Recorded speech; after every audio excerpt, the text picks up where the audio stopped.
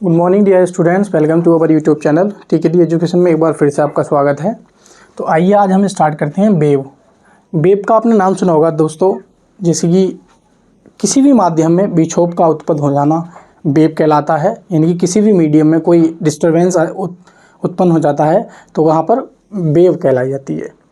जैसे आपने देखा होगा, आप कभी बचपन में गए होगे तालाब के पास में, वहाँ पे आपने कोई पत्थर फेंक के मारोगे आप, तो उसमें क्या हो जाएगा, लहर सी उत्पन्न हो जाएंगी। लहर सी देखा होगा आपने, ये करके तो नहीं दिखा सकता लेकिन पूरी तरीके से याद आ गया होगा बचपन की शरारतें। तो वो जो आपने लहर सी आपने चलती हुई देखी होंगी, पानी दूर तक चला गया, कहते हैं ना, हाँ भाई मैं डेला मारूंगा, देख कहाँ तक मेरा पानी जाएगा।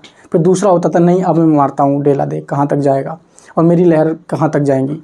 तो उसको जो बोलते हैं वही हमारी क्या होती हैं, तरंगे होती हैं। या आपने एक दूसरा एग्जाम्पल खूब सुना होगा, रस्सी ले लेते हैं बचपन में और इस तरीके से आप झटक दो रस्सी को। जैसे ही आप रस्सी को इस तरीके से झटकोगे तो उसमें भी इस प्रकार की लहर सी बन जाएगी। तो उसमें जो माध्यम के कण होंगे वो चलने की तरंग जो चल रही होगी आगे की तरफ, रस्सी तो आगे की तरफ चलेगी लेकिन उसके जो कण होंगे वो ऊपर नीचे कंपन कर रहे होंगे, लंबवत कंपन कर रहे होंगे। इसी को हम क्या कहते हैं, इसी को हम तरंग कहते हैं। बात समझ में आई नहीं आई मेरी? आइए स्टार्ट करते हैं हम आज का लेक्चर। देखो, तो ये जो हमारी तरंग है ना, ये तरंग हमारी दो प्रकार की होती हैं। बात समझने की कोशिश करना, कितने प्रकार की होती हैं? दो प्रकार की। कौन कौन सी होती हैं? यांत्रिक तरंगे। नंबर 1 में लिखेंगे यांत्रिक तरंगे, बहुत इंपॉर्टेंट है ये, यांत्रिक तरंगे। ठीक है, इसको बोलते हैं मैकेनिकल वेव। क्या बोलते हैं इसको? Mechanical wave. एक होती है हमारी अयांत्रिक तरंगे। अयांत्रिक तरंगे, अयांत्रिक तरंगे, पूरी बात ध्यान से समझना। इन्हीं को हम बोल देते हैं वैद्युत चुंबकीय तरंगे। वैद्युत चुंबकीय तरंगे। बात समझ में आ रही है? तो देखो, आज हमने ये नया चैप्टर स्टार्ट किया है, तरंगे। तरंग का ये हमारा चैप्टर है, चैप्टर नंबर 2। इससे पहले मैं ऑप्टिक्स पढ़ा चुका हूँ। इतने बेहतरीन तरीके से मैंने प्रकाश वाला चैप्टर पढ़ाया है कि पूरे यूट्यूब पर इतनी क्लासों में नहीं है। मैंने 16 क्लासें दी हैं और बहुत बेहतरीन के साथ सारे कॉन्सेप्ट समझाए हैं, A to Z topics wise video बनी हुई हैं। आप यूट्यूब पे जाके सर्च भी कर सकते हैं मेरे नाम से, या प्ले लिस्ट में भी आप जाके चेक कर सकते हैं। तो वहाँ से अगर आपने पिछली क्लासें नहीं पढ़ी हैं तो प्लीज़ रिक्वेस्ट करूँगा, बहुत इत्मीनान से पढ़ाया है। ये समझ लीजिए वो आपके लिए पेड कोर्स से भी और बेहतर है। ये ना सोचे फ्री में है तो वो कुछ नहीं है, लेकिन बहुत मेहनत की है मैंने उस पर। बात समझ में आ रही है? तो उम्मीद करता हूँ आपको सारी बात समझ में आ रही होंगी। आज हम ये वेव दूसरा चैप्टर स्टार्ट करने जा रहे हैं। इसमें आप पढ़ोगे ध्वनि तरंगे, अनुप्रस्थ तरंगे, अनुदैर्ध्य तरंगे, आयाम, तरंग दैर्ध्य, आवर्तकाल, आवृत्ति, सारी चीज़ें पढ़ोगे। और साथ ही साथ आप पढ़ोगे, क्या पढ़ोगे? दृश्य तरंगे, सूक्ष्म तरंगे, अवरक्त किरणें, पराबैंगनी तरंगे, गामा किरणें, एक्स किरणें, प्रकाश तरंगे, सारी की सारी जितनी भी तरंगे होती हैं, सारी की सारी तरंगे मैं इस चैप्टर में पढ़ाऊँगा आपको। एक भी पॉइंट नहीं छोड़ने वाला हूँ, ठीक है नहीं? तो आइए स्टार्ट करते हैं। ठीक है, तो आपने क्या देखा, तरंगे दो प्रकार की होती हैं, यांत्रिक तरंगे और अयांत्रिक तरंगे। इसको बोलते हैं नॉन मैकेनिकल वेव। क्या बोलेंगे इसको? नॉन मैकेनिकल वेव, या इसको हम इलेक्ट्रोमैग्नेटिक वेव भी बोल देते हैं। तो हमारी जो तरंगे हैं बेसिकली वो दो भागों में बटी हुई हैं। एक है हमारा यांत्रिक तरंगे और एक होती है हमारी अयांत्रिक तरंगे। लेकिन इनके नाम में कुछ ना कुछ तो फर्क होगा ना भाई, ऐसे ही इनको दो नाम में नहीं बांटा गया होगा। तो फर्क क्या है वही हम आज पढ़ेंगे सबसे पहले, कि इनमें फर्क क्या है। फर्क ये है कि यांत्रिक तरंगों को चलने के लिए माध्यम की आवश्यकता होती है या नहीं होती है, मुझे बताओ। माध्यम की आवश्यकता होती है, और जब माध्यम की आवश्यकता होती है तो क्या निर्वात में ये हमारी यांत्रिक तरंगें चल पाएंगी या नहीं चल पाएंगी? नहीं चल पाएंगी। तो आप लिखोगे सबसे पहला पॉइंट जो आपसे एग्जाम में पूछा जाता है ध्वनि यांत्रिक तरंग है, अयांत्रिक तरंग है, अनुदैर्ध्य तरंग है, अनुप्रस्थ तरंग है। यहाँ से दो क्वेश्चन बनते हैं। ये दो क्वेश्चन भी आज की क्लास में आपके कंप्लीट हो जाएंगे। मेरी बात समझ में आ रही है? समझो पहले मेरी बात, मैं क्या कहना चाहता हूँ आपसे, कि यांत्रिक तरंगें जो होती हैं हमारी, ये भी दो प्रकार की होती हैं। ये भी कितनी प्रकार की होती हैं? ये भी दो प्रकार की होती हैं। ये तो हम बाद में पढ़ेंगे, दो प्रकार की होती हैं। लेकिन आप ये जानो, इनके लिए माध्यम की आवश्यकता होती है। माध्यम की आवश्यकता होती है। बात समझ में आ रही है? होती है। साथ में लिखेंगे निर्वात में नहीं चल सकती। निर्वात में नहीं चल सकती। हैं। बात समझ में आई? तो ये जो हमारी यांत्रिक तरंगें हैं ये निर्वात में नहीं चल सकती हैं, क्योंकि इनको क्या है, माध्यम की आवश्यकता होती है और निर्वात में माध्यम होता नहीं है, तो वहां पे क्या है, ये नहीं चल पाएंगी। बात समझ में आ रही है? इसीलिए हम कहते हैं ध्वनि को माध्यम की आवश्यकता होती है और ध्वनि इसीलिए निर्वात में नहीं चल सकती है। लेकिन बात आती है प्रकाश की, तो प्रकाश के लिए माध्यम की आवश्यकता नहीं होती है, प्रकाश किसी भी माध्यम में चल सकता है, प्रकाश निर्वात में भी चल सकता है। आपने नाम सुना होगा कि प्रकाश का जो वेग होता है निर्वात में वो कितना होता है, 3 × 10⁸ मीटर प्रति सेकंड। यानी कि निर्वात में प्रकाश की चाल आपको पता होती है तो आप समझ सकते हो कि प्रकाश निर्वात में भी चल सकता है, प्रकाश को माध्यम की आवश्यकता नहीं होती है और ध्वनि को माध्यम की आवश्यकता होती है, इसीलिए वो निर्वात में नहीं चलती है। अब इसमें क्या पढ़ेंगे हम, इसमें ये पढ़ेंगे कि भाई क्या पढ़ेंगे कि माध्यम की आवश्यकता नहीं होती, माध्यम की आवश्यकता नहीं होती, ठीक है, नहीं होती। भाई इसके लिए ज़रूरत नहीं है कि आपको माध्यम होना चाहिए, ये माध्यम में चल जाएंगी, ये निर्वात में भी चल सकती हैं, निर्वात में भी चल सकती हैं। ये वाली जो तरंगें हैं नॉन मैकेनिकल वेव, ये निर्वात में भी चल सकती हैं, लेकिन ये निर्वात में नहीं चल सकती। ये निर्वात में क्यों भी चल सकती हैं, क्योंकि इनको माध्यम की आवश्यकता भी नहीं है, ना तो खुला छोड़ दो, कहीं भी छोड़ दो ये तो चली जाएंगी, संचरित हो जाएंगी। कौन सी तरंगे, अयांत्रिक तरंगे। लेकिन यांत्रिक तरंगों के लिए हमें क्या होना चाहिए, मीडियम होना चाहिए, कोई ना कोई माध्यम होना चाहिए। बात समझ में आ रही है? लेकिन एक बात ध्यान रखेंगे, ये वाली जो हमारी तरंगें होती है ना, इनको भी 2 भागों में बांटा गया, इनको भी हमारा क्या है, 2 भागों में बांटा गया है। कितने भागों में, 2 भागों में, ये बात ध्यान रखेंगे। और यही हमारे लिए क्या है, इंपॉर्टेंट है, यही हमारे लिए क्या है, इंपॉर्टेंट है। इन तरंगों को हम क्या बोलते हैं, इन तरंगों को बोलते हैं हम अनुप्रस्थ। क्या बोलते हैं भाई, अनुप्रस्थ। मेरी बात को ध्यान से समझना, अनुप्रस्थ तरंगे, अनुप्रस्थ तरंगे, ठीक है। इसको बोलते हैं हम ट्रांसवर्स वेव। क्या बोलते हैं भाई, ट्रांसवर्स वेव। दूसरी होती है हमारी अनुदैर्घ्य तरंगे, नाम सुना होगा आपने, अनुदैर्घ्य तरंगे, अनुदैर्घ्य तरंगे। इसको हम क्या बोलते हैं, इसको बोलते हैं लॉन्गिट्यूडिनल वेव। इंग्लिश में कोई मिस्टेक हो तो उसके लिए मैं माफ़ी चाहता हूँ। तो हमारी जो यांत्रिक तरंगें होती हैं ये 2 प्रकार की होती हैं, एक होती हैं अनुप्रस्थ तरंगें और एक होती है हमारी अनुदैर्घ्य तरंगें। तो मेरी बात समझने की कोशिश करना, बहुत अच्छे से समझने की कोशिश करना, मैं आपको समझाने का पूरा प्रयास करूँगा, ठीक है। देखो समझने की कोशिश करना, मैं क्या कहना चाह रहा हूँ आपसे, मैं कहना ये चाह रहा हूँ कि अनुप्रस्थ तरंगें हुई या अनुदैर्घ्य तरंगें हुई, इनको माध्यम की तो आवश्यकता पड़ती है ना, क्योंकि ये बिना माध्यम में चल ही नहीं सकती, निर्वात में चल ही नहीं सकती। बात समझ में आ रही है? तो जैसे कि आपने देखा होगा ये जो तरंगे हैं ना हमारी, ये वाली तरंगे, इनको चलने के लिए ठोस के साथ साथ द्रव होना चाहिए। यानी कि ये वाली जो हमारी अनुप्रस्थ तरंगे हैं ये ठोस और द्रव में उत्पन्न की जा सकती हैं, परंतु अनुदैर्घ्य तरंगे जो है हमारी, ये अनुदैर्घ्य तरंगे, ये ठोस द्रव गैस में, ठोस द्रव और गैस में उत्पन्न की जा सकती हैं। यानी कि अनुदैर्घ्य तरंगें ठोस, द्रव, गैस किसी भी माध्यम में उत्पन्न की जा सकती हैं, परंतु अनुप्रस्थ तरंगें जो होती हैं ये ठोस, द्रव 2 माध्यम में उत्पन्न की जा सकती हैं। इनको हम गैसों में उत्पन्न नहीं कर सकते, अनुप्रस्थ तरंगों को हम गैसों में उत्पन्न नहीं कर सकते हैं। बात समझ में आ रही नहीं आ रही है? अगर बात करें इसके एग्जाम्पल की, ये होती क्या अनुप्रस्थ तरंगें, तो आपने देखा होगा, इसके एग्जाम्पल ध्यान रखेंगे। एग्जाम्पल, जल की सतह पर उत्पन्न तरंगे। क्या है भाई, जल की सतह पर उत्पन्न तरंगे, तो लिखेंगे जल की सतह पर उत्पन्न, ठीक है, तरंगे। दूसरी लिखेंगे आप रस्सी को हिलाने पर उत्पन्न, रस्सी के कंपन से, रस्सी आप हिलाते हो तो तरंग उत्पन्न हो जाती हैं, तो रस्सी के तरंग यानी कि रस्सी के कंपन से उत्पन्न तरंग, तो रस्सी को हिलाने से, रस्सी को हिलाने से उत्पन्न। तो ये जो हमारी अनुप्रस्थ तरंगें होती हैं ये रस्सी को हिलाने से उत्पन्न होती हैं और ये जल की सतह पर उत्पन्न की जाती हैं। यानी कि ठोस में और द्रव में आप अनुप्रस्थ तरंगों को उत्पन्न कर सकते हो।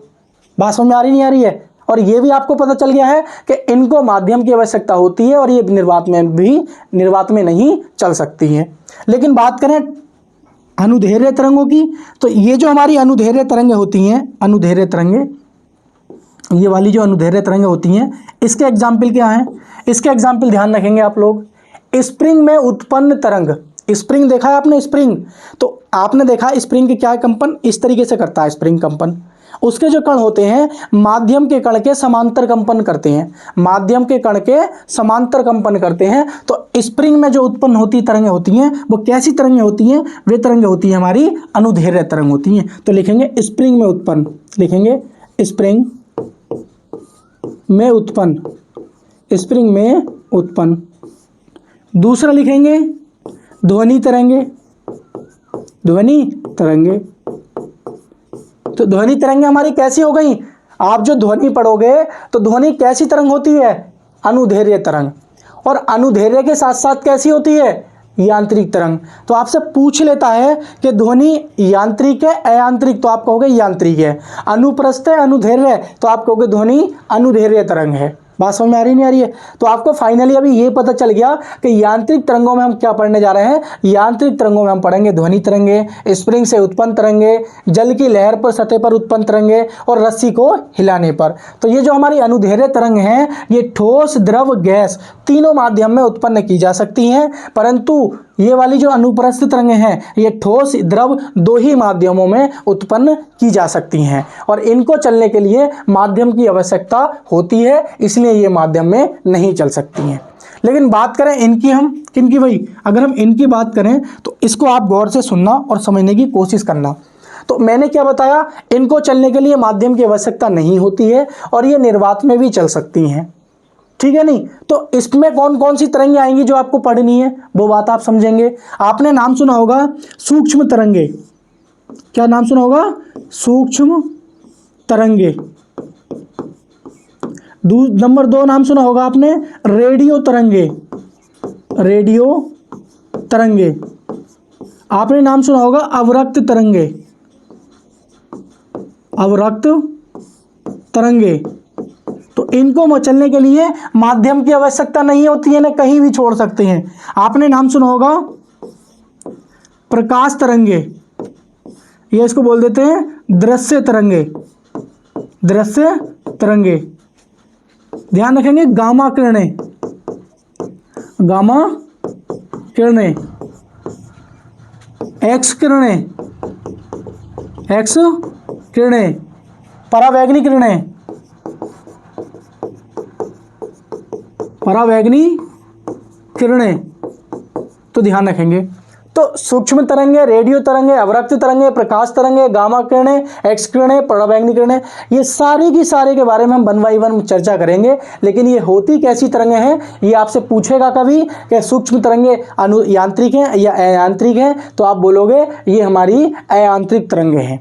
कैसी तरंगे हैं ये हमारी अयांत्रिक तरंगे हैं। प्रकाश तरंग कैसी है? अयांत्रिक तरंग है। विद्युत चुंबकीय तरंग बोलते हैं इनको, क्या बोलते हैं? ये सारी की सारी अयांत्रिक तरंग बोल दो या विद्युत चुंबकीय तरंगे बोल दो, इलेक्ट्रोमैग्नेटिक वेव्स, इलेक्ट्रोमैग्नेटिक वेव्स। बात समझ में आ रही नहीं आ रही है? तो ये सारी की सारी अयांत्रिक तरंगें हैं, इनको चलने के लिए माध्यम की आवश्यकता नहीं होती है और इनको चलने के लिए माध्यम की आवश्यकता होती है। तो उम्मीद करता हूँ सारा कॉन्सेप्ट आपको बहुत अच्छे से समझ में आया होगा। आप इसका स्क्रीनशॉट ले सकते हैं। अब हम आगे चलते हैं, आगे पढ़ेंगे हम अनुप्रस्थ तरंगे और अनुदैर्घ्य तरंगे क्या होती हैं। तो उम्मीद करता हूँ आपने इसका स्क्रीनशॉट ले लिया होगा और नोट कर लिया होगा। प्यार से आप विश्वास करके नोट्स बनाते रहिए। आपको डे बाई डे क्लासें भी मिलती रहेंगी। आपके आरपीएफ और ग्रुप डी के एग्जाम से पहले ही पहले नहीं बहुत पहले, जिसे बहुत पहले आपका सिलेबस कंप्लीट हो जाएगा। सबसे ज़्यादा जो बड़ा चैप्टर था हमारा ऑप्टिक्स ही था, जिसमें कि 16 क्लासें हुई हैं, 15-16 क्लासें हो गई हैं।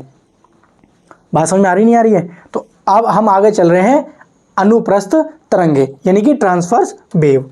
तो जो हमारी ट्रांसवर्स वेव होती हैं उसमें आप हेडिंग डाल दोगे कि हमारी ट्रांसफर वेव क्या होती हैं। ठीक है, ट्रांसवर्स वेव पढ़ाएंगे हम। आइए स्टार्ट करते हैं। तो हेडिंग डाल देंगे ट्रांसवर्स वेव, नंबर 1 में पढ़ेंगे ट्रांसवर्स वेव। ट्रांसवर्स वेव क्या बोलते हैं इसको भाई? हम इसको बोलते हैं अनुप्रस्थ तरंग। अनुप्रस्थ तरंगे। बात समझ आई नहीं? तो अनुप्रस्थ तरंगे क्या होती हैं ये हम जानेंगे इस वीडियो में, ठीक है नहीं?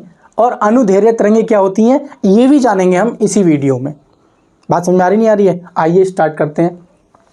तो अनुप्रस्थ तरंगे क्या होती हैं आपने देखा होगा, जब आप रस्सी को हिलाते हो, मैं याद दिला रहा हूं, जब आप रस्सी को हिलाते हो तो इस तरीके की क्या है, एक विक्षोभ उत्पन्न हो जाता है, उसी को हम क्या कहते हैं? तरंगे कहते हैं। और इस प्रकार की तरंगों को ही हम अनुप्रस्थ तरंगे कहते हैं। क्या बोलते हैं? अनुप्रस्थ तरंगे बोलते हैं। तो मेरी बात समझने की कोशिश करना। ये मान लीजिए मैंने क्या ले लिया, ये मेरे पास क्या है, ये डायरेक्शन हो गई है कि मेरी तरंग जो है इस डायरेक्शन में जा रही है, ये डायरेक्शन हो गई, ठीक है। और तरंग किस प्रकार से जा रही है? तरंग मान लीजिए इस प्रकार से ये जा रही है, ये जा रही है, ये जा रही है इस प्रकार से। बात समझ आ रही है? ये जा रही थी आपकी तरंग, ये जा रही है, देखो समझते रहे ना, ये तरंग जा रही है। तो एक बात समझो, क्या जो तरंग इस दिशा में जा रही है, तो जो तरंग जो इस दिशा में जा रही है, जो माध्यम है, माध्यम कैसा है भाई हमारा? रस्सी है, ठोस हो गया। तो जो माध्यम के कण हैं वो कभी ऊपर कंपन कर रहे हैं, कभी नीचे कंपन कर रहे हैं, कभी ऊपर कंपन कर रहे हैं, कभी नीचे कर रहे हैं, कंपन कर रहे हैं। तो एक चीज समझ में आ गई कि जो इसमें क्या होता है, माध्यम के कण तरंग की दिशा के लंबवत कंपन करते हैं। यही पूछा जाता है आपसे। इसमें क्या हो जाएगा कि जो माध्यम के कण हैं, माध्यम के कण हैं वो क्या करते हैं, लिखेंगे यहां पे, इसमें माध्यम के कण, माध्यम के कण तरंग की दिशा के लंबवत कंपन करते हैं। कैसे कंपन करते हैं भाई? लंबवत कंपन करते हैं। बात समझ में आ रही नहीं है? इसमें क्या हो जाएगा, माध्यम के जो कण हैं वो तरंग की दिशा के लंबवत कंपन कर रहे हैं। बात समझ में आ रही है? देखो तरंग किस दिशा में चल रही है? इस दिशा में चल रही है, लेकिन कण किस दिशा में कंपन कर रहे हैं? कभी ऊपर कभी नीचे, कभी ऊपर कभी नीचे, कभी ऊपर कभी नीचे। तो कैसा? लंबवत कंपन कर रहे हैं। बात समझ में आ रही है? दूसरा पॉइंट इसमें ध्यान रखेंगे जो वेरी वेरी इंपॉर्टेंट है, आपने नाम सुना होगा श्रृंग और ग्रत। तो ये वाला जो पॉइंट होता है ना, वो ये वाला पॉइंट, इसको हम बोलते हैं, क्या बोलते हैं? इसको हम बोलते हैं श्रृंग। क्या बोलते हैं? श्रृंग। या इंग्लिश में बोलते हैं क्रस्ट। बात समझ में आ रही नहीं? क्या बोलते हैं इंग्लिश में? क्रस्ट। और जो नीचे वाला पॉइंट होता है ना, नीचे वाला, इसको हम बोलते हैं गर्त। बात समझते रहना मेरी, गर्त, टॉर, ठीक है। तो ऊपर वाला होता है क्रस्ट, नीचे वाला टॉर, यानी कि श्रृंग और ग्रत। तो अनुप्रस्थ तरंगों में क्या होता है, श्रृंग और ग्रत का निर्माण होता है। मेरी बात समझना कान खोल के, इनमें लिखेंगे अनुप्रस्थ तरंगों में पूरा लिखेंगे, अनुप्रस्थ तरंगों में श्रृंग व गर्त का निर्माण होता है। इतनी बात समझ आई नहीं? तो आपने जो श्रृंग और ग्रत का नाम सुना होगा आज तक, जब आप वेव पढ़ते हो तो वो यहीं से उत्पन्न होती हैं। जब ट्रांसवर्स वेव क्या होती हैं, प्रोड्यूस की जाती हैं, उत्पन्न की जाती हैं। और वो ट्रांसवर्स वेव किस माध्यम में उत्पन्न की जाती हैं, मैंने आपको बता रखा है कौन सा माध्यम में। तो इनके लिए जो माध्यम की आवश्यकता होती है, यानी कि किस माध्यम में उत्पन्न की जा सकती हैं, माध्यम कौन से होते हैं, वो माध्यम होते हैं हमारे, ध्यान रखेंगे, या तो वो होगा हमारे पास कैसा, ठोस, या फिर कैसा होगा, द्रव होगा। ये गैसों में उत्पन्न नहीं की जा सकती। बात समझ में आ रही है? ये गैस में उत्पन्न नहीं की जा सकती हैं। इसमें ये क्या है, ये गैस में क्या है, गैस में उत्पन्न नहीं की जा सकती। ये गैस में उत्पन्न नहीं होती हैं, ये इनके लिए केवल ठोस और द्रव में क्या है, ये उत्पन्न होती हैं। तो जिस माध्यम में ये उत्पन्न हो रही हैं उसी माध्यम में क्या है, श्रृंग और गर्त का निर्माण हो जाता है। बात समझ आ रही है? आपने नाम सुना होगा कि ये वाला भी क्या है भाई हमारा, इसको भी क्या बोलेंगे हम, सुरंग बोलेंगे। क्या बोलेंगे इसको? सुरंग बोलेंगे। तो इस सुरंग से लेके इस सुरंग के बीच की दूरी को हम क्या बोलते हैं? इसको हम बोलते हैं लैम्डा, जिसे हम बोलते हैं तरंग दैर्घ्य। तो एक क्रमागत एक सुरंग से लेके एक सुरंग से दूसरी सुरंग के बीच की दूरी को हम तरंग दैर्घ्य बोलते हैं। तो तरंग दैर्घ्य का जो उत्पत्ति हुई है एक तरह से वो अनुप्रस्थ तरंगों से ही हुई है, क्योंकि अनुप्रस्थ तरंगों में ही सुरंग और ग्रस्त का निर्माण होता है। आपने नाम सुना होगा संपीड़न तथा विरलन। संपीड़न तथा विरलन, तो संपीड़न और विरलन का जो निर्माण होता है वो अनुदैर्घ्य तरंगों से होता है, क्योंकि ध्वनि कैसी तरंगे हैं? अनुदैर्घ्य तरंगे हैं। उसमें आपने देखा होगा कि ध्वनि की जब डेफिनेशन आप पढ़ते हो तो कहीं ध्वनि हमारी कैसी होती है? पतली, और कहीं होती है मोटी। कहीं पे होता है संपीड़न, कहीं पे होता है विरलन। संपीड़न में होता है घनत्व अधिक, दबाव अधिक। विरलन में क्या होता है? दबाव कम, घनत्व कम। तो वैसे ही यहाँ पे क्या होता है? सुरंग और ग्रस्त होती हैं। तो सुरंग और ग्रस्त मिलकर ही क्या करती हैं? तरंग दैर्घ्य का निर्माण करती हैं। बात समझ आ रही नहीं आ रही है? तो अगर इसके एग्जाम्पल देखा जाए, अगर इसके एग्जाम्पल देखें हम कि इसके एग्जाम्पल क्या क्या हैं भाई, तो इसके एग्जाम्पल आपको मैंने बताया भी था और आप एक बार फिर से नोट कर लेंगे। एक एग्जाम्पल है इसका, क्या है भाई? जल की सतह पर, जल की सतह पर उत्पन्न तरंगे। बात समझ में आ रही नहीं आ रही है? दूसरी लिखेंगे आप, दूसरी लिखेंगे आप, दूसरी रस्सी से उत्पन्न तरंगे। भाई रस्सी को आप हिलाते हो तो रस्सी से उत्पन्न होती हैं जो तरंगे, और जल की सतह पे जो उत्पन्न की जा सकती हैं। तो ये दोनों की दोनों जो तरंगे प्रकार की होती हैं ये अनुप्रस्थ तरंगे होती हैं। इसमें जो होता है माध्यम के कण जो होते हैं तरंग की दिशा के लंबवत कंपन करते हैं, लंबवत कंपन करते हैं। और अनुप्रस्थ तरंगों में सुरंग और ग्रत, यानी कि सुरंग और ग्रत का निर्माण होता है। ये बात ध्यान रखेंगे। और इसके लिए माध्यम की जो आवश्यकता होती है वो ठोस और द्रव की आवश्यकता होती है। ये तरंगे गैसों में उत्पन्न नहीं की जा सकती हैं। और इसके एग्जाम्पल कौन कौन से हैं? इसके एग्जाम्पल ध्यान रखेंगे, जल की सतह पर उत्पन्न तरंगे और रस्सी को हिलाने से उत्पन्न तरंगे। ये तरंगे हमारी क्या होती है? ये तरंगे होती है ट्रांसवर्स वेव, यानी कि अनुप्रस्थ तरंगे। इनको आप समझो और इनका आप एग्जाम्पल नोट कर लेना, ये पूछे जाते हैं एग्जाम में। पूछ लेगा जल की सतह पर उत्पन्न तरंगे कैसी तरंगे? अनुप्रस्थ तरंगे या अनुदैर्घ्य तरंगे? आप बोलोगे, क्या बोलोगे भाई? अनुप्रस्थ तरंगे। पूछ लेगा जल की सतह पर उत्पन्न तरंगे यांत्रिक तरंगे हैं या अयांत्रिक तरंगे? तो आप बोलोगे यांत्रिक तरंगे हैं। अयांत्रिक तरंगे तो हमारी वे होती है ना, रेडियो तरंगे, सूक्ष्म तरंगे, अवरक्त तरंगे, दृश्य किरणें, गामा किरणें, एक्स किरणें, परावैंगनी किरणें, ये हमारी कैसी होती हैं? अयांत्रिक तरंगे या वैद्युत चुंबकीय तरंगे। बात समझ में आ रही नहीं आ रही है? आइए आगे चलते हैं हम। क्या चलते हैं हम? आगे चलते हैं हम अनुदैर्घ्य तरंगे। नंबर 2 पे लिखेंगे आप अनुदैर्घ्य तरंगे। हमने अनुप्रस्थ तरंगे पढ़ ली, अब पढ़ेंगे हम अनुदैर्घ्य तरंगे। तो अनुदैर्घ्य तरंगे क्या होती हैं इसके बारे में हम जानेंगे। अनुदैर्घ्य, ये बहुत इंपॉर्टेंट है, ये बहुत ज़्यादा इंपॉर्टेंट है। अनुदैर्घ्य तरंगे, इसको आप इंपॉर्टेंट लगा लेना, रियलिटी बता रहा हूँ क्योंकि मैं पढ़ता रहता हूँ तो मुझे पता है ना, ये बहुत इंपॉर्टेंट है। अनुभव से ही बताते हैं हम, कोई भी बात बताते हैं, ठीक है नहीं? तो अनुदैर्घ्य तरंगे, इसको बोलते हैं हम लॉन्गिट्यूडनल वेव, लॉन्गिट्यूडनल वेव, ठीक है? इसके बारे में आप लोग ध्यान से सुनेंगे क्योंकि ये बहुत इंपॉर्टेंट है। हमने क्या बताया, ये होती कैसे हैं और कैसे उत्पन्न की जाती हैं, ये ध्यान रखना। मान लीजिए ये हमारा क्या है, ये हमारे दिशा है, किसकी?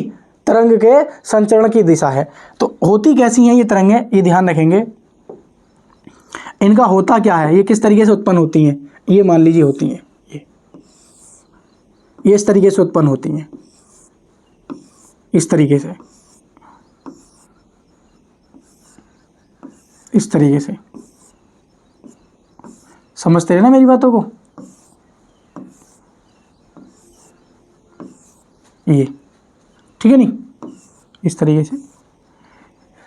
तो आप एक चीज़ देखिए, समझने की कोशिश करना, ये जो हमारी तरंगें हैं सारी की सारी, ठीक है नहीं, ये जो हमारी तरंगें हैं ये कैसी तरंगें हैं?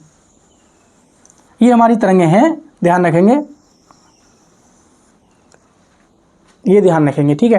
तो एक बात समझने की कोशिश करो, आपको एक चीज़ दिख रहा होगा, यहाँ पर तरंगें घनी हैं और यहाँ पे तरंगें सीधी हैं। यहाँ पे तरंगें आपकी कैसी है, ये जो आपकी ये तरंगें हैं कैसी है, ये सीधी है और यहाँ पे घनी है। इसमें क्या होता है, सबसे पहली बात ध्यान रखना, इसमें क्या होता है, जैसे तरंग हमारी ये चल रही है, तो ये जो हमारे कण है ना, ये वाले कण, तो माध्यम के जो कण हैं वो क्या होते हैं, तरंग के चलने की दिशा के समांतर कंपन करते हैं, इस तरीके से कंपन करते हैं, इस तरीके से। आपने देखा होगा फिल्मों में क्या होता है, जब पार्टी होती है तो उसमें एक बाजा सा बजता है, तो उसको इस तरीके से दबा के बजाता है, नहीं है, जो सिंगर होता है, जो बजाने वाला होता है, वो क्या करता है, इस तरीके से दबा के करता है, बजाता है उसको, है ना।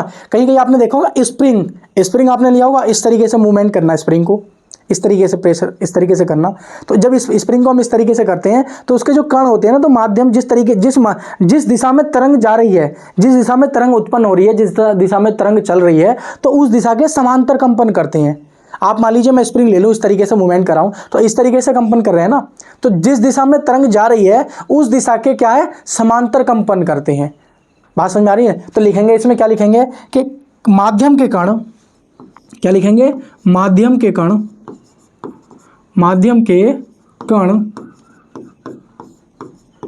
तरंग के दिशा के, सॉरी माफ़ी चाहता हूँ, फिर से कोई मच्छर लोटपोट हो गया है। तो क्या लिखेंगे हम भाई, माध्यम के कण तरंग की दिशा के समांतर कंपन करते हैं, समांतर कंपन करते हैं, ये बात ध्यान रखेंगे। तो माध्यम के जो कण होते हैं वो तरंग की दिशा के समांतर कंपन करते हैं। तो देखो संपन्न कर रहे हैं ना, इस तरीके से कंपन करते हैं, इस तरीके से, ठीक है। तो जहां कहीं मान लीजिए, जैसे मान लीजिए ये वाला रीजन है, ये वाला, तो ये इसको हम बोलेंगे संपीड़न, क्या बोलेंगे इसको, संपीड़न। और ये वाला जो क्षेत्र होता है ना, ये वाला इसको हम बोलेंगे ब्रिलन, क्या बोलेंगे इसको हम बोलेंगे ब्रिलन, ठीक है। तो जहां घनी तरंगें हैं हमारी, बात समझ आ रही है, देखो जहां हमारी घनी तरंगें हैं इस प्रकार से, ये तो ये कैसी तरंगें हो गई हमारी, ये हमारी कैसी तरह, ये क्या कौन सा मीडियम हो गया, इसे हम बोलेंगे हम संपीड़न, और इसको हम बोलेंगे, क्या बोलेंगे, संपीड़न बोलेंगे, इसको भी संपीड़न बोलेंगे। लेकिन इसको क्या बोलेंगे हम, इसको बोलेंगे ब्रिलन। तो देखो ये ब्रिलन संपीड़न, ब्रिलन संपीड़न, ब्रिलन संपीड़न, ब्रिलन आगे संपीड़न। तो कहने का मतलब यही है कि अनुप्रस्थ तरंगों में सुरंग और गिरद का निर्माण हुआ था, और इन तरंगों में क्या हुआ है, संपीड़न और ब्रिलन का निर्माण हुआ है। बात समझ में आ रही ने। तो इसमें लिखेंगे, इनमें संपीड़न व ब्रिलन का निर्माण हुआ है, यह निर्माण होता है। बात समझने की कोशिश करना, क्या समझने की कोशिश करना, अगर संपीड़न जहां पर होगा, क्या होगा भाई, संपीड़न, यहां से क्वेश्चन पूछा जाता है, अगर संपीड़न होगा वहां पर, तो वहां पर क्या होगा, दाब कैसा होगा, दाब अधिकतम होगा, और साथ ही साथ में कैसा होगा, वहां पे घनत्व भी कैसा होगा, वहां पे घनत्व भी ज्यादा होगा। मेरी बात समझने की कोशिश करना, अगर संपीड़न है, संपीड़न की स्थिति यहाँ पे बन रही है, तो जब संपीड़न की स्थिति यहाँ पे बन रही है तो संपीड़न में कैसा होता है, प्रेशर हाई होता है, और क्या होता है, वॉल्यूम घनत्व यानी कि डेंसिटी वो भी क्या होती है हमारी, हाई होती है। यानी कि जहाँ संपीड़न बन रहा होगा, यानी कि जब जहाँ जैसे मान लीजिए तरंग गति कर रही है और ये क्या है, इसके कण है, तो जहाँ पर मान लीजिए दाब ज़्यादा है तो वहाँ पर घनत्व भी ज़्यादा होगा, और वही आपका जो क्षेत्र होगा वो संपीड़न कहलाएगा। लेकिन हम ब्रिलन किसे कहेंगे, ब्रिलन, तो ब्रिलन में इसका उल्टा हो जाएगा, क्या हो जाएगा, जस्ट इसका उल्टा हो जाएगा। तो यानी कि जहाँ ब्रिलन की स्थिति होगी वहाँ दाब कैसा होगा, वहाँ दाब होगा कम, और वहीं पे क्या होगा, घनत्व आपका कैसा होगा, वहीं पे घनत्व आपका कैसा हो जाएगा, घनत्व भी आपका कम हो जाएगा। मेरी बात समझ में आ रही है। यही से आपसे क्वेश्चन पूछे जाते हैं कि जब ब्रिलन की स्थिति होती है तो वहां पर दाब और क्या है, घनत्व अधिकतम होते हैं, जब संपीड़न की स्थिति होती है तो दाब और घनत्व ज्यादा होते हैं, और जब ब्रिलन की स्थिति होती है तो दाब और घनत्व कम होते हैं। ठीक है, बात समझ आ रही है। तो ये सारे के सारे जो फैक्ट हैं, तो ये कौन सी वेव के हैं, ये हमारी लॉन्गिट्यूडनल वेव यानी कि अनुदैर्ध्य तरंगे। और हमने बताया था कि इन तरंगों को चलने के लिए माध्यम की आवश्यकता, माध्यम कौन सा होता है इनके लिए माध्यम होता है ठोस यानी कि ये ठोसों में भी उत्पन्न की जा सकती हैं और ये द्रव में भी उत्पन्न की जा सकती है और ये गैसों में भी उत्पन्न की जा सकती हैं। बात समझ में आ रही है। अगर इनके एग्जाम्पल बात करें, इनके एग्जाम्पल क्या क्या हैं तो ध्यान रखेंगे। इनके एग्जाम्पल क्या हैं, मैंने बताया था आपको ध्वनि तरंगे। क्या है भाई, ध्वनि तरंगे। आप समझ सकते हैं कि ध्वनि को चलने के लिए माध्यम की आवश्यकता होती है, तो ये ठोस में भी चल सकती हैं, द्रव में भी चल सकती हैं और गैसों में भी चल सकती हैं, परंतु निर्वात में नहीं चल सकती हैं। परंतु निर्वात में ये नहीं चल सकती हैं क्योंकि इनको चलने के लिए माध्यम की आवश्यकता होती है। ठीक है, नहीं हमने पूरी की पूरी जो यांत्रिक तरंगे पढ़ी हैं उसको चलने के लिए माध्यम की आवश्यकता होती है। बात समझ आ रही नहीं आ रही है। तीसरी देखेंगे स्प्रिंग में उत्पन्न तरंगे। स्प्रिंग में उत्पन्न तरंगे तो उम्मीद करता हूं आपको पूरा का पूरा जो कॉन्सेप्ट था वो यांत्रिक तरंगों का अच्छे से समझ में आया होगा, क्योंकि हमने पढ़ा सबसे पहले यांत्रिक तरंगे और अयांत्रिक तरंगे और अब हमने पढ़ी हैं अनुदैर्ध्य तरंगे और अनुप्रस्थ तरंगे। देखो समझने की कोशिश करो। सबसे पहले मैंने आपको क्या बताया, सबसे पहले मैंने आपको बताया कि यांत्रिक तरंगे इनको चलने के लिए माध्यम की आवश्यकता होती है, इसलिए ये माध्यम में नहीं चल सकती हैं। और ये जो हमारी यांत्रिक तरंगे होती हैं अनुप्रस्थ तरंगे और अनुदैर्ध्य तरंगे होती हैं। अनुप्रस्थ को ठोस और द्रव में चल सकती हैं, उत्पन्न की जा सकती हैं और ये तीनों माध्यम में उत्पन्न की जा सकती हैं। और जो हमारी अयांत्रिक तरंगें होती हैं इनको माध्यम की आवश्यकता नहीं होती है, जैसे कि प्रकाश किसी भी माध्यम में चल सकती है, निर्वात में भी चल सकती हैं। ये सारे के सारे इसके एग्जाम्पल हो जाएंगे। सूक्ष्म तरंगे, रेडियो तरंगे, अवरक्त तरंगे, प्रकाश तरंगे, गामा किरणें, दृश्य तरंगे, परावैंगनी तरंगे। आपको सिलेबस अगर अच्छे से पता है ना तो आप बहुत अच्छे से कर ले जाओगे, ये पक्का है। ठीक है, साथ ही साथ आपने क्या देखा भाई, आपने ये देखा, देखो उसके बाद मैंने क्या पढ़ाया आपको, उसके बाद मैंने आपको पढ़ाया कि भाई यांत्रिक तरंगे मैंने आपको बता दी। ठीक है, उसके बाद हमने क्या पढ़ा भाई, अनुप्रस्थ तरंगे पढ़ ली हमने। अनुप्रस्थ तरंगे क्या होती हैं, इसमें सुरंग और ग्रस्त का निर्माण होता है, सुरंग और ग्रस्त का निर्माण होता है। माध्यम के कण तरंग की दिशा के लंबवत कंपन करते हैं। अनुप्रस्थ तरंगों में सुरंग और ग्रस्त का निर्माण होता है। कौन से माध्यम में उत्पन्न हो सकती हैं, ठोस और द्रव में हो सकती हैं। इसके एग्जाम्पल कौन से हैं, जल की सतह पर उत्पन्न तरंगे और रस्सी को हिलाने से उत्पन्न तरंगे, ये ध्यान रखेंगे। हमने उसके बाद पढ़ी हमने अनुदैर्ध्य तरंगे। तो इसमें क्या होता है, माध्यम के कण तरंग के समांतर कंपन करते हैं, ऊपर इस तरीके से सम कंपन कर रहे हैं। ठीक है, नहीं इसमें संपीडन और विलयन का निर्माण होता है। बात समझ में आ रही है। जहां संपीडन होगा वहां दाब और घनत्व कैसा होगा, अधिकतम होगा, और जहां विलयन होगा वहां पर दाब और घनत्व कैसा होगा, कम होगा। इसके लिए जो माध्यम की आवश्यकता होती है, ठोस, द्रव, गैस, यानी कि ये तरंगे तीनों माध्यम में उत्पन्न की जा सकती हैं। इसके जो एग्जाम्पल हैं वो ध्वनि तरंगे और स्प्रिंग तरंगे हैं। ठीक है, तो उम्मीद करता हूँ ये छोटी सी क्लास थी, पहली क्लास थी, बस केवल आपको एक डेमो देना था। तो मिलेंगे साथियों नेक्स्ट क्लास में, तब तक के लिए नमस्कार, जय हिंद साथियों।